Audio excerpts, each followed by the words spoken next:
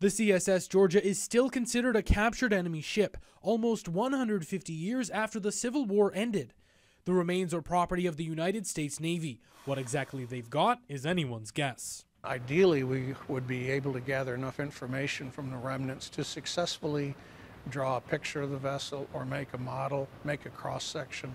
Drawings of the Georgia remain, but look closely and you'll see the ship looks different in each one.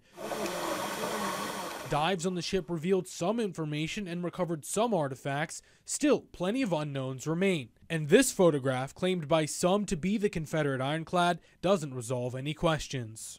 And there was a lot of misinformation turned out about it because the Confederacy wanted it to appear stronger and more effective and more ready for fighting than it might actually have been. Scott Smith and the Coastal Heritage Society have campaigned for the Georgia's reclamation for decades. Now that goal is closer than ever. Once the Savannah Harbor Expansion Project wins approval, what's left of the ship will come up. Continued dredging of the Savannah River since the Civil War has deepened the harbor, but it's also damaged the Georgia. Dives have found the ship is in multiple pieces on the bottom of the river. Something that was bolted to the bottom of the hull with thousands of bolts is now an isolated object. And there's no evidence of that hull under it, the bolts or anything.